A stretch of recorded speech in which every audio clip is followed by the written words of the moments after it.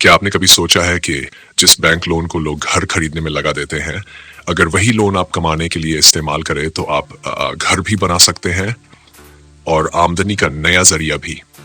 हर कोई चाहता है कि उसका खुद का एक घर हो, चार दीवारें हो, एक अपनी छत हो। ये सपना बिल्कुल जायज है।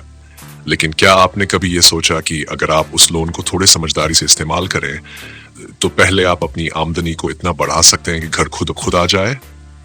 आज हम उसी रणनीति की बात करने जा रहे हैं, जिसे जानकर आप समझ पाएंगे कि बैंक लोन से सिर्फ छत नहीं, पूरा भविष्य बनाया जा सकता है।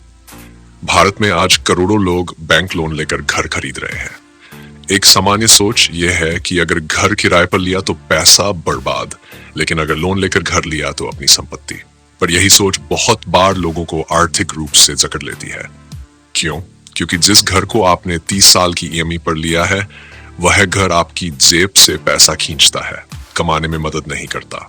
एक समय ऐसा आता है जब ईएमआई, मेंटेनेंस, टैक्स और बाकी खर्च मिलाकर आपकी सैलरी का बड़ा हिस्सा चला जाता है और आप केवल बैंक का कर्ज चुकाने के लिए काम कर रहे होते हैं। अब जरा सोचिए, अगर वही लोन आप किसी कमाऊ एसेट में लगाएं, जैसे कि कोई छोटा business, rental property, digital platform या कोई ऐसा सिस्टम जो नियमित आमदनी देता है, तो आप उस पैसे से न केवल ईएमआई भर सकते हैं, बल्कि अपनी आमदनी भी बढ़ा सकते हैं। मान लीजिए किसी ने 25 लाख का लोन लिया और उससे एक छोटा सा कैफे शुरू किया, या कोवर्किंग स्पेस बनाया, या फिर एक किराए की दुकान खरीदी। शुरुआती 1-2 साल थोड़ी मेहनत जरूर करनी पड़ी बड़ा, लेकिन धीरे धीरे वही बिजनेस महीने में 30 से 40 हजार रुपए कमाने लगा।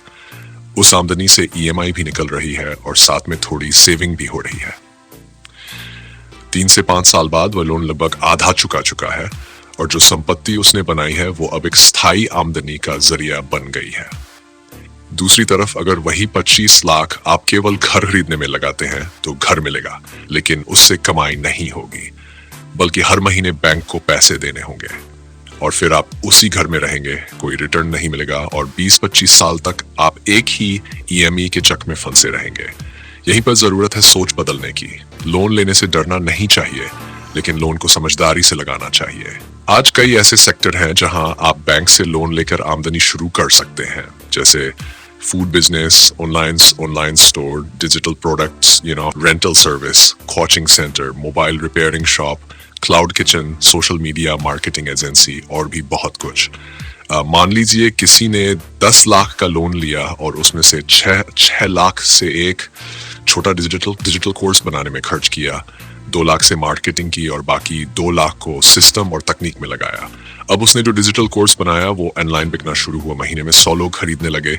हर बिक्री से उसे 500 रुपये भी मिले, तो महीने का मुनाफा 50,000 से ऊपर हो गया।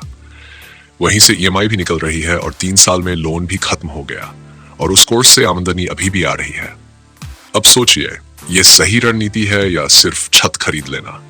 लोग अक्सर ये सोचते हैं कि घर एक निवेश है, पर सच्चाई यह है कि जब तक वो घर कोई आमदनी ना दे, वो सिर्फ एक खर्च है। घर को संपत्ति तब कहा जा सकता है जब वो आपको रेंट दे रहा हो या आप उसे किसी कमर्शियल काम में ला रहे हो।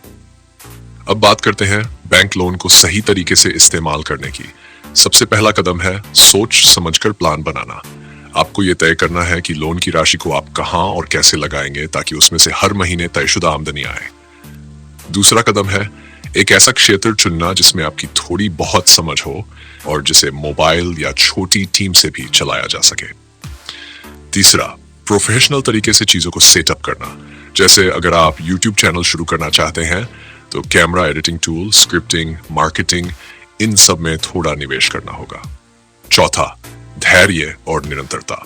कोई भी बिजनेस पहले दिन से मुनाफा नहीं देता, लेकिन अगर आपने सही दिशा में मेहनत की तो 3 से 6 महीने में परिणाम जरूर मिलते हैं।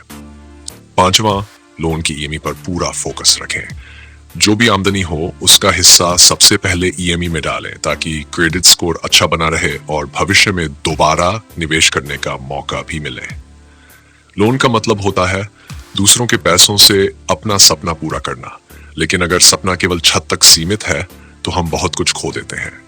आज का दौर यह कहता है कि पहले आमदनी बनाओ फिर आराम से घर खरीदो, क्योंकि एक बार आमदनी का जरिया बन गया तो आप सिर्फ घर नहीं, अपनी शर्तों पर जीवन जी पाएंगे।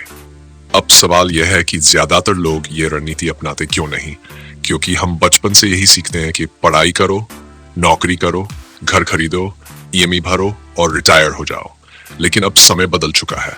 जो लोग इस पारंपरिक सोच से बाहर निकलते हैं वही असली बदलाव लाते हैं। लोन को लेकर डर होना स्वाभाविक है, लेकिन डर के कारण मौका खो देना समझदारी नहीं है। जब आपके पास सही योजना हो, सही दिशा हो और थोड़ी समझ हो कि पैसा कहाँ लगाना है, तो लोन आपके लिए बोझ नहीं, वरदान बन सकता है। सोचिए, अगर आप 5 साल लोन से कमाने में लगाएं और फिर आराम से एक सुंदर घर खरीदें, तो क्या ये बेहतर नहीं है बजाय इसके कि 30 साल तक सिर्फ ईएमआई भरते रहें? इसलिए अगली बार जब आप बैंक जाएं और लोन की बात हो तो सिर्फ घर के बारे में ना सोचें, आमदनी के बारे में सोचें। घर तो बाद में भी लिया जा सकता है, लेकिन अगर कमाई का सिस्टम खड़ा हो गया तो घर भी आएगा, कार भी आएगी और चैन की नींद भी आएगी। अब एक सवाल आपसे, अगर आपके पास आज एक बैंक लोन लेने का विकल्प हो और 2 ही रास्ते हों, एक घर खरीदने का और दूसरा एक छोटा बिजनेस शुरू करने का, तो आप क्या चुनेंगे?